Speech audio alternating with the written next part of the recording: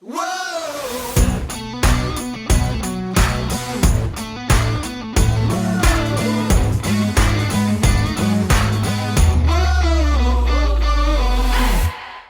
to the What's Our Verdict podcast. We fashion ourselves cinematic judge and jury. My name is JJ Crowder. I'm here with my co-hosts Mattson.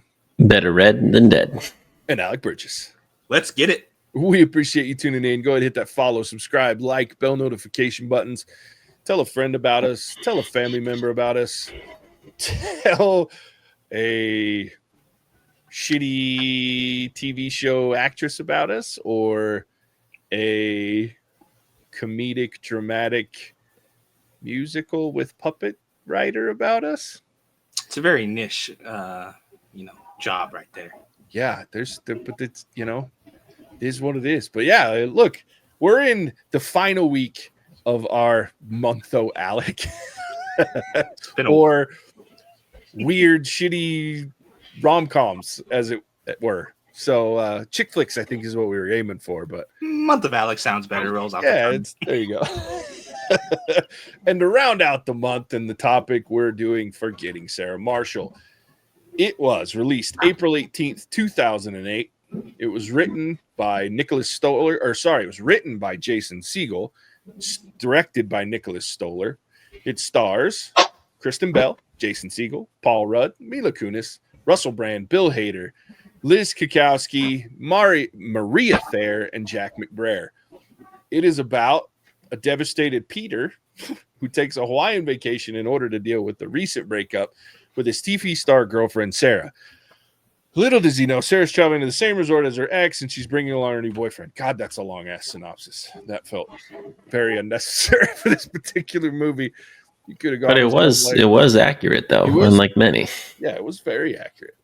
I think you could have been like, silly guy gets heartbroken, ends up in same resort with ex-girlfriend and boyfriend. Forgetting Sarah Marshall. This was my movie. This is my one and only movie in the month, though, Alec. This is a movie. I got a story about this movie that allows me to share why I feel the way about this movie that I do. So when this movie came out, I was not a fan of Jason Segel. Like, I didn't think he was that funny. Now, at this point, he hadn't done much. Like, he had some bit pieces in the other stuff that the producer of this film had done, that like Knocked Up, 40-Year-Old Virgin. Like, he had some stuff that was part of that, and he was more of a comedic writer. But you'd see him, and there was a couple things I just didn't like him. I was like, I don't find him that funny. But that was true for most of that crew of most of them I don't find that funny except in moments. And so I was like really hesitant to go see this, but I'm also all for a rated R rom-com. Like, to me, I'm like, yes, please give me some adult humor with some cursing, and like, this is my kind of movie. So I was like, okay, I like these guys. They do some raunchy shit. I'm going to go watch this movie. And I love Mila Kunis. So I was like, let's go watch it. And I laughed my ass off at this movie, specifically Jason Segel. I thought this was some of the funniest shit ever. And then it kind of flipped a switch for me with him to where I'll watch pretty much anything that he's involved in just to see it, because I'm curious if it's going to be as good. Now, he's had some really shitty films and some bad TV, but man, when he gets it right, this dude gets it right. And in my opinion, this movie gets almost everything right. Like, I could see, like, I've known dudes that become this sap ass, dopey, fucking crybaby son of a gun that just cannot get over a girlfriend who's like, and I'm just like, what is going on with you? Like, Jesus. And so watching that play out on screen, to me, was some of the funniest shit I've ever seen. And then like the recognition and like just the seeing that play out, and then like the funny shit that he says and the dumb shit that he does. And then some of like the bit players, like the dude, the big old Polynesian dude that he like makes friends with. He's like, I'm not a baby. You look like a big baby. Like, it's just, that dude makes me laugh. And then like the silly religious couple that are there on their honeymoon and can't figure out sex, that shit makes me laugh. There's like very little in this movie that doesn't make me laugh. So that's why when we talked about the Monto Alec and it was gonna be raunchy chick flicks, like this is the first thing that popped into my head as a raunchy chick flick was Forgetting Sarah Marshall. Because like I'll watch this movie anytime, anywhere. And I'm like, I was sitting there watching it. I watched it a couple weeks ago in preparation, and we ran into all our recording issues. And so I was like, fuck it, I'm gonna watch it again today while I'm working. So I had my work going, and then in the background I had this. I'm over here working, laughing my ass off the whole movie. And I'm not even watching it, I'm listening to it. But yeah, just funny as fuck. So that's why this movie came here and why it's my pick, because it makes me giggle. My other pick, which didn't get picked, was because I wanted to torture you two fuckers. This one's because I love this movie. So I'm curious to hear what you guys. Had you guys seen this before? Oh yeah. Yeah. But this is one that I forget about like all the time. So it's almost the exact opposite. Is I know it, I like it when I'm watching. I think it's hilarious. Yeah. But I forget it exists, and I don't know why. There's no real reason for it. Yeah. But yeah, it's funny because it's something that, forgetting about Sarah Marshall, I forget about this movie even exists. And so when it's going through something to watch, someone else has to suggest it, because I just don't even remember that that exists as a film. Yeah. That's but funny. no, I enjoy it. I really like Jonah Hill in it though. Yeah. Jonah Hill in this is like peak prime Jonah Hill in my opinion. Yeah, where he's just he does such a good job being that annoying little prick that just it's like he's there to ruin the movie, but he makes it better. Yeah. And so every interaction he has, especially with Russell Brand, is just phenomenal, because he's got that kind of like Weasley little annoyance that just does not shut up at all. It's the best. I love it. It's about time someone said Russell Brand. I think this is the first movie that I saw him in. And then the next one, I was like, Get Him to the Greek or whatever. I'll never forget where he pets a furry wall. Like I'd never forget that scene. But Russell Brand in this movie, dude, is just a weird dude. And he plays it really well. And definitely makes you feel uncomfortable, but then he spouts like words of wisdom, and he actually is like a stand-up like normal guy. He just has some weird views on sexual morality, and that's fine, that's what he does. But then I appreciate it as like cool foreign like London vibes in this film, and weird dude, but so funny. For like the scenes that he's in, he just like the dinner scene when they both didn't want to be there. Oh my gosh. Like just and the shirt shit cracks me up. Like where he's just like fucking ripping on the shirt. Oh no, not the shirt. Oh no, not the shirt. Well, I think my favorite line of his is when Jonah Hill goes off on him in that shitty British accent. And he's like all calm, collected, and I love like that's the people fuck with him in this movie. He's just the same even keel, and he's just like, so was that really terrible British accent supposed to be me? Like just the random ass lines that he has. He is really good in this film. Man, he plays that character a lot in some things, but he definitely has got that down pat. Like he can tap into that. And for my first experience with him, with like his leather chaps and his body gyrations, and it's just funny. Like that's why I really like this movie. Jason Segel is great. Like his giant bowl of cereal to his weird musical to his depression of crying like an old lady, and hotel guests were like reporting on him. Like, I mean, he was really great in this movie. But Russell Brand is the reason why I would go back and watch this movie. He cracks me up. Like Kristen Bell's fine. She kind of wears me a little bit in this movie, but she's supposed to. That's what I always have to write. I'm like, well, she's doing exactly what they wrote her to do. So that's great because she's awesome in some other things. There's just a lot of good acting in this movie. And they actually have jokes that land pretty consistently throughout. And for a movie like this, that's to be commended, because usually, as we've talked about films like this, they always go too far. They don't know like when to turn it off and turn it on. And I think the thing I appreciate about this movie is it's usually always right where it needs to be. Yeah. I think there's only one exception for me to that. And it's ironic because it's the person in this movie that I typically find the most consistently funny, being Paul Rudd. Like, really? and You look, don't like Kunu? Kunu cracks my shit up, but Kunu goes too far a couple of times. Like, it's like, okay, it was funny. You're pushing, like, he's not funny anymore. And which is sad because, like I said, like for me, Paul Rudd is one of the most consistently funny people out there.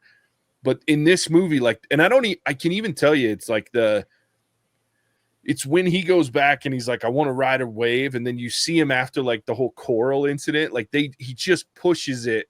And I'm like, okay, you need to make him go away because the rest of it's funny. But like, there's a couple of moments where I'm like, I don't need Paul Rudd in my life.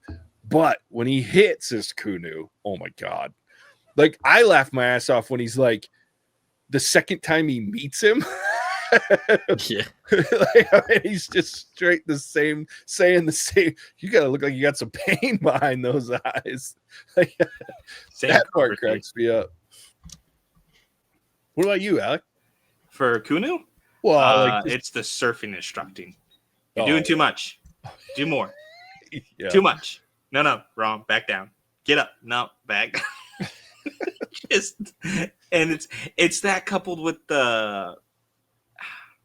It's weird because it's a lot of timing, right? The Kunu scenes hit for me, I think, because of the timing, because they almost just come in flying from left field as almost filler space. Sure. But then you get these great moments of, like, I don't wear a watch. I moved out here and don't wear a watch. It's like, yeah, because it's on my phone. Yeah. Like, he's got a perfect logical reason for not wearing a watch. Yeah. But you hear it all the time about people who do move to like an island or something like that time moves different. You're on that island time type of a. Yeah. And so it's just so funny because they lead you down what you think is a logical path and it just turns left. Yeah. It's like, yeah. So that cracks me up. But overall, it's a lot with the timing in this movie. Like, that's just an example of it. But they do such a good job, and I think breaking up the scenes and tying all the side characters and they're keeping them relevant, so that you have these filler moments that don't feel like filler moments. And I mean, we have so much of like the resort staff. Yeah. Right. And normally that would just piss me off because there's no reason for it. But it is in many ways the best part of the movie. Like straight from the, killing the boar to the luau and everything like that. You can stop crying now. He's dead. Yeah. that gives me like flashbacks to the story I told you guys about, like actually slaughtering pigs. But yeah, no, I love that part too. That dude, I can't remember his name, but he's one of the funniest dudes in the whole movie. Like when he's like, are those sad tears or sad tissues or happy tissues? And the face that he gets when he says happy tissues, like, just pure disgust on his face. I love that. And then when like they go to the beach, when he goes to the beach with Mila Kunis and she's like, if I run, you run. And then she goes in on this dude and the guy slaps that big dude and he straight levels that guy immediately after. What are you doing? And he's whop. Like, I just love, he's my favorite character in this whole movie. And I love almost all the characters in this movie. So that's saying a lot. But just this whole movie just makes me laugh. But it kind of does what we talked about in the Patreon review. Go check it out if you guys want to see it. Costs you some money, but it's worth it. But yeah, like there's my shameless plug.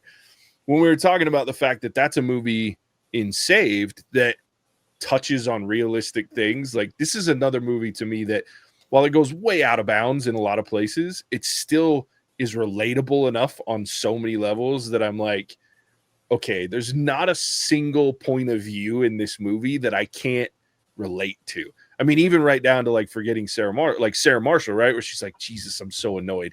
But then realizes later on that what she had is better than what she has in the moment that she left him for. Like, I can relate on all those levels to almost every person in this, or the weird best friend that or the family member, the stepbrother who Bill Hader just cracks me up on that shit too.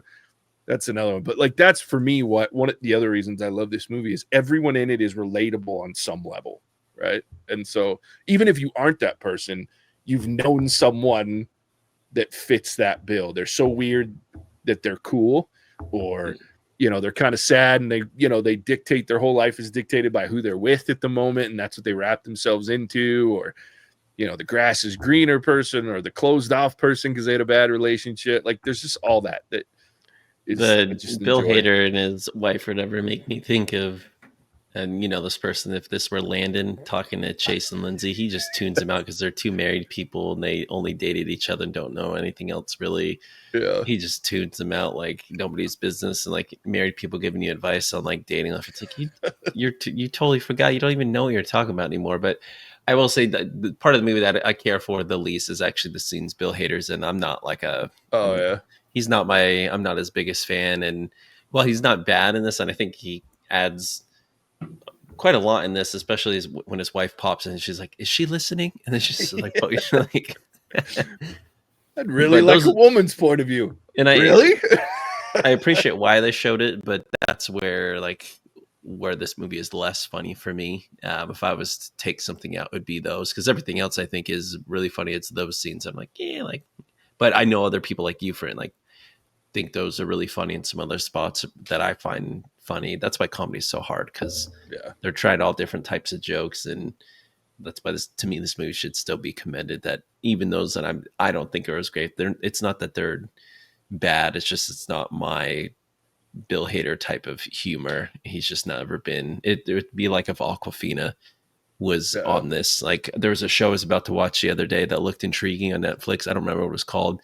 And then the first name I was like, oh, it's Awkwafina. Nope, can't watch that. I passed. I was like, damn, like this looked intriguing. That type of vibe. Yeah. Which is funny because when I think of those scenes, in a lot of ways, I think of you and Taylor. Like when we're playing video games and you'll say some shit and then I'll say some shit.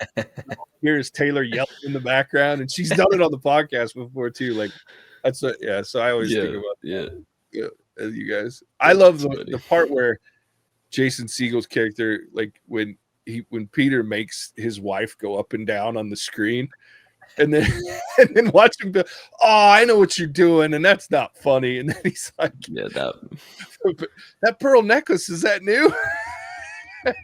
He's like, "Oh, that's gross." That's one of my favorite scenes of this whole movie, just because it's so.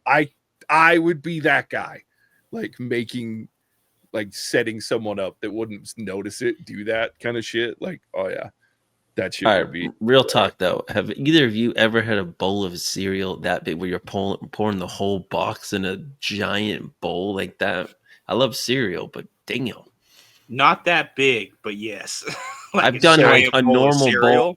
I eat it, or I have milk left over, and I'll put more cereal in, and then I'm like, oh man, this is so good. I just need a little bit more milk. Let me do some more. But still, I don't even. Dude, it was like, that was like a 20-person salad bowl. I don't do that, but I've done big bowls. I wish I had it in here with me, but Casey eats like when she'll go. So most of the time she eats like shredded wheat and shitty cereal that I'm like, why the fuck do you eat that? But every once in a while she gets a hankering for some Fruit Loops. And so we'll buy her one of those big ass fucking bags of Fruit Loops. And she has this mixing bowl that she'll go and fucking pour half a box of Fruit Loops and eat the whole fucking bowl. Just so sugared up, baby. Yeah, I've never done it. Like I've eaten it in like a bowl that's probably like not a normal bowl, but like a bigger, like one you'd maybe make some mac and cheese in or something for the whole family. Then I'd cook it. I'd do some cereal in that, but it's like a quarter of a bag of cereal, not that bowl. But I laugh at that because I'm like, I could do that. I'm not saying I would, but I could. Sometimes cereal just hits the spot. It's rare. I like rarely ever actually eat it for breakfast, and I try not to eat too much of it these days. But when I do, I can't. Like Tay bought like Lucky Charms or Banks for like St. Patrick's Day or whatever. I just couldn't contain myself. I ate the shit out of that cereal. And it depends on the cereal too. Like you can have all the boxes of Cheerios in my house, which I enjoy Cheerios. I like Cheerios. I'm not eating them in a giant ass bowl. No.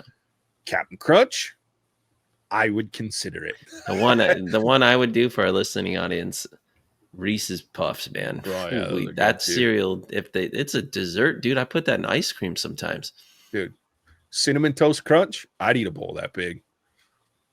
And then I would make horchata out of the milk after I'm done.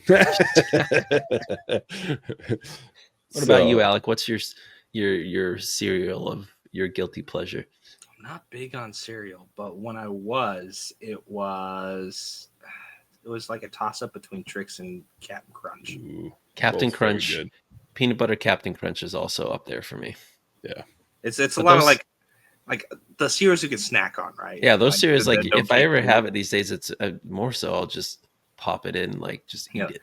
like Frosted Flakes, I think is better just like straight out of the box than actually eating it with milk. Milked. So it's because the milk wipes all the sugar off of them. yeah, and so I'm it's just eating fucking so weird Special back K. and forth.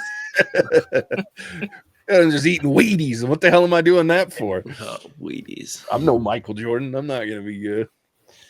Yeah, I do love the big bowl. I think the other thing, and you guys tell me, if there was a Dracula musical, comedy musical with puppets, fucking count me in. Well, I'm going sure to they watch had that. fun at the end of the movie there, and we're like, all right, we're done. Now we just need to make the most ridiculous 1 minute scene of a Dracula musical. That had to have been fun to do. Oh yeah, That's something I wouldn't enjoy going or wouldn't want to go to, and then would end up having fun because Oshi dragged me there. yeah. That is textbook for just about everything because Oshi's Oh. big into the concerts, the shows, and stuff like that, and I'm like not. But she's picked some really good ones over the years that Yeah. it's like that's something that I'd be like, why are we going to this? This is stupid. I would hate it all the way up until like curtain. And be like, this was amazing. I love it. I love the whole, like, from the time we get introduced to the musical, like, I think that's so good. And I love the fact that she laughs at it when everybody else typically is like confused by it. Cause like I giggle. Like that first song that he plays in the bar, like, or the restaurant or wherever the hell it is, like I laugh at that because it's just such a funny concept of Dracula falling for this, like, and having this love story beyond like the sinister version that you see on the movies and whatnot. Like that shit's hysterical. And then watching her laugh, yeah, I would definitely. And then I watched the end of it, and to your point, they had to have had a great time putting on this puppet show in like for the movie. But like I watch it and I go, well, fuck, now I want to watch the whole thing. Like I want to see all of it, like, because I bet it's hilarious. Not that it actually exists, but I'd go see it for sure. I mean, I think it also lands because Jason Segel, like, I mean, while he's not like a phenomenal singer, like he can sing, like, and he actually, he's sung in some of his TV shows and movies, like he went balls to the walls in that scene. That's why, or those scenes, that's why I think it's appreciated because he was actually like funny, like good, but like he made it funny good. Like when he really gets into his like operatic voice with Dracula, you're like, all right, dude, like game. Yeah.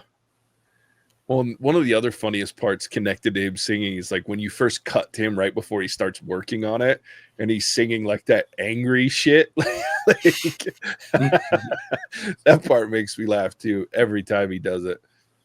But yeah, like I like this movie. I like how it plays out. It's well written, to Jason Segel's like credit. Like it's a very well written movie too, in my opinion. And like what I mean by that is like one of my favorite parts of this is I don't usually love flashbacks unless they're done right. And in this one, like his flashbacks of realization, once he's gotten into Mila Kunis's character Rachel, and he's like starting to see the differences where she laughs at his song because she gets it, and then it cuts to him like with Sarah Marshall, and she's telling him like she's being kind. It's not like she's being shitty. She's just like, I just don't get it, right? And so that connections, I love seeing the realization that he has, like once he sees something different, because he's so lost in this depression that like he doesn't see, and then he's been in the relationship for so long. Because I love the first cut too, where it's like him like holding her bag like off the camera, like 99% of the time, like looking bored and annoyed. Like that shit, like watching those realizations of the shit that you put up with because you were in it, even though it wasn't healthy for you, and then noticing the difference and that dynamic of comparison which most of the time comparison is not good, but that comparison in that light where it's a healthy comparison of something that's why something feels so good versus why you're suddenly realizing something you thought was so good wasn't, it was such an interesting way to play it out on screen for me. So I really appreciate the writing of the film, and like that's all. I mean, he's the writer, so he knew what he was going for, and they really leaned into it, which I liked. But I think it has some really good points to it as well, like points of real life situation of being in a relationship for too long or for the wrong reasons, or tying your entire existence up in one person and not realizing that you have to do some of that for yourself too. Like, and if you don't, then you end up in that situation where she obviously, because I think the other part that's really interesting is as much as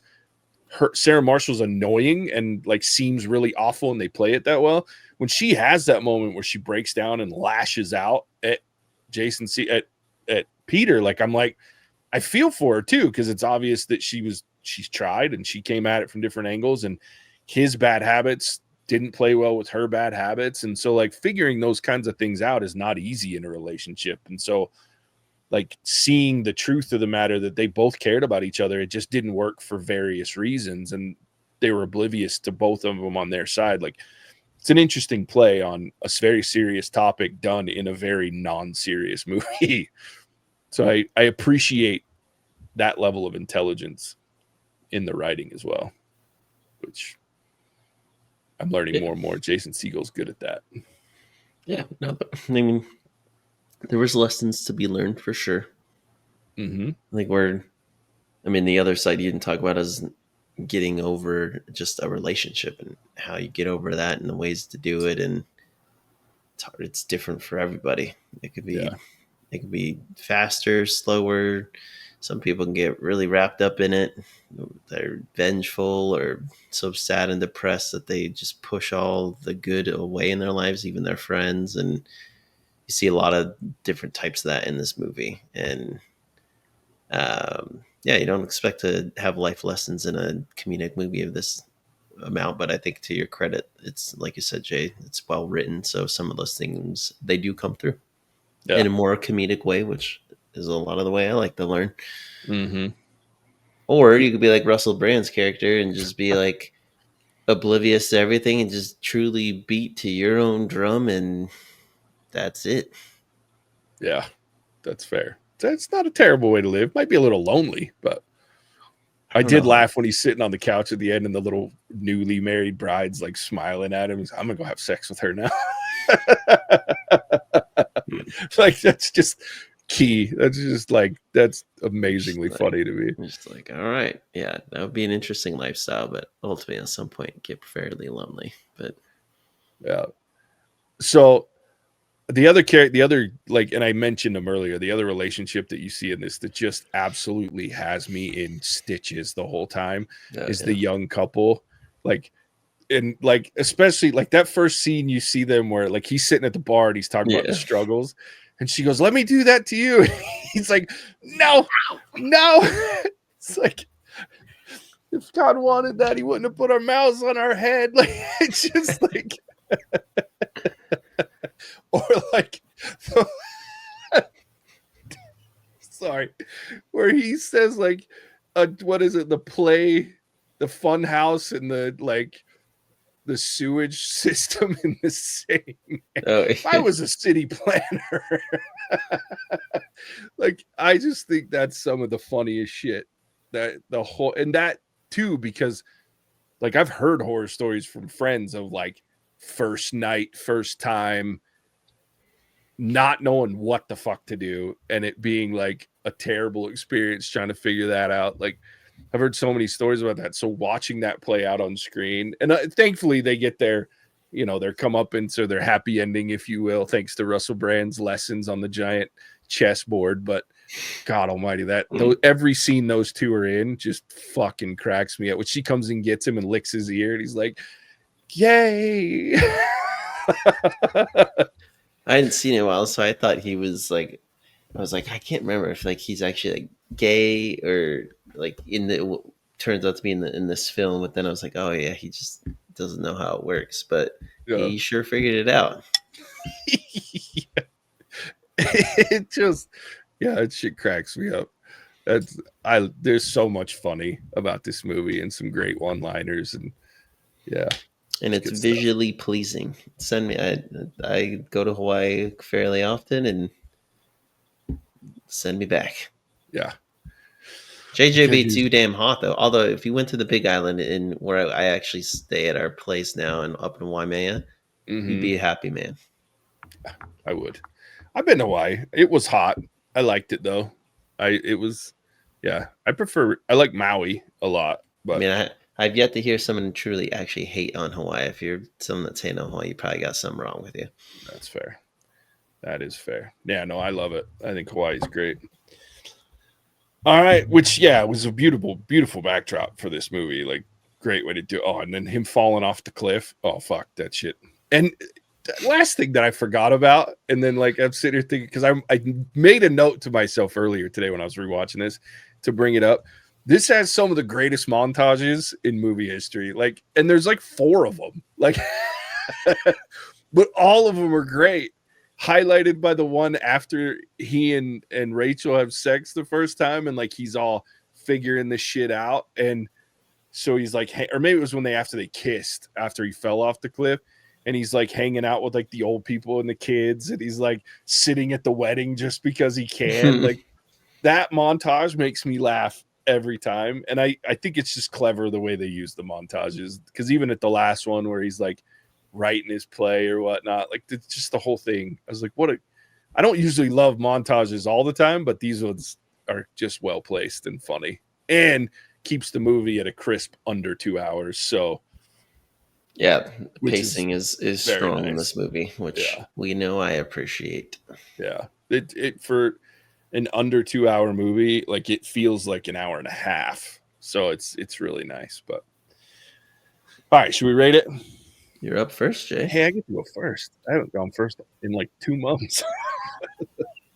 All right, so Forgetting Sarah Marshall, I'm going to give this a 4.5. I think it's great. I think it's funny. I think it's well written.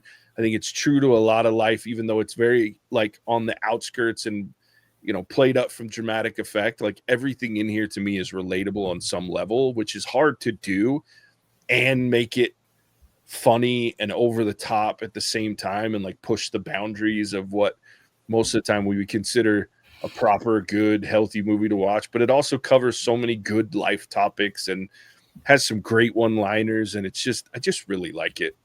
To me, it's watchable at any time. I think the only reason I don't give it a 5 is because of sometimes like, and again, going back to like the Paul Rudd scenes, and then there was like one of the there's one of the scenes that I don't remember the other one that just like, I'm just like, okay, it's unnecessary. So for me, like there's just a couple little things that I'm like, clipping that out would have made it the perfect movie in my mind, or one of the perfect movies, but still sticking with a 4.5, and I would watch this anytime. Like this kind of laughter in my life is always welcome because I laugh the whole time. So, all right, Alec, what about you? I think I'm gonna give it a 4. I enjoy it when I watch it. It's for me, it's almost like the first 10-15 minutes are like the worst part of this movie. And so it's getting past that to get to where he's actually on Hawaii, where you now have the supporting cast get involved, and from there the movie just takes off and it just kind of keeps going up. And so like I said, someone else has to suggest this movie, and then I almost have to get past that first 15 minutes or so before I really get into it and really enjoy it. But when I watch this, I just laugh, and it's a great laugh, like you were talking about. So yeah, I think I'll give it a 4. I will watch it again whenever Oshi says, "Hey, I want to see Jason Segel's dick again," and then we'll watch it. Fair enough. I don't know what the decision was there on that it's one. It's a Judd Apatow thing. He made the commitment long ago that every comedy he ever wrote would have full frontal male nudity, and he's lived up to it. It's not a good thing. I'm gonna give this movie a 4. I mean, Alec basically took everything I was gonna say. I think you're welcome. A little slow at the beginning. then it get into the meat of it, and it's amazing. And then just, I've already said this, the Bill Hader scenes, if you either made that less of them or it's just not my cup of tea. It's not that they're, some other people probably think they're really funny. They don't quite land as much for me. But in terms of the pacing, most of the jokes consistently land. Phenomenal acting, good writing. Like, it'd be hard pressed to find a better comedy out there. So I think it's pretty dang good. If you haven't seen it, as your resident man of the people, it has my stamp of approval. Go watch it. That's good. And if you're looking for more Jason Segel, I talked about it with these guys earlier. Go watch Shrinking on Apple TV. Not sponsored, just a recommendation. It's funny as hell. And he's a co-writer, creator of the show. It's funny. So anyway, yeah, there it is. Forgetting Sarah Marshall. Right, it's a good wrap up to the end of a very interesting month of movies. And looking forward to next month. We're doing some war movies, so that should be intriguing. We'll kick that off for the month of May. But yeah, there it is. Alec, tell everybody where they can find us. Happy to. So thank you for tuning in to the last week of my month. Like the video, because they're never going to let me have another month ever again. So this is it. This is all that's ever going to happen. Thank you, Rich, for giving us the topics and choosing on them, the movies that go on there. Appreciate you. Shout out to Rich, our patron. If you guys want to get involved in voting or selecting topics and voting on the movies within those topics, Patreon is the place to do so at What's Our Verdict Review. So find us on over there and give us a follow, give us a cheeky like, and get involved in the process of selecting content creation for us. Speaking of which, well, last week, let us know in the comments what you think of Forgetting Sarah Marshall. Do you like it? Do you not? What don't you like? What do you like? Let us know. We love hearing feedback from you guys. So drop us a comment, drop us a like. Let us know your thoughts. With that, I will kick it back to the King of Crash, the Titan of Terror, JJ. Yeah, thanks, Alec. Don't forget about Charles, though. Charles still hangs out. He doesn't give us our quarterlies anymore, but he still votes and all that fun stuff. And so he gets seeing if you join our Patreon. Actually join it. Not just join it for free, but actually, help us support the podcast financially a little bit. You get shouted out and get some fun. Charles, I miss you stirring up the pot, dude. You've been quiet for the last few months. I hope all is well, but you give JJ a hard time, and maybe if you need to give me a hard time, I'll give you a hug too. Yeah, Charles is a good egg. He kept us going for a long time. Lots of good recommendations and votes, but yeah, he's still around, hanging around. He's still a beloved Patreon member. So go join him. Come give us a hard time and tell us what to watch too. We like it. And with that, as always, we appreciate everyone tuning in. We'll catch you on the next one. Bye. Hasta la vista, baby. Cinemagic out. Whoa!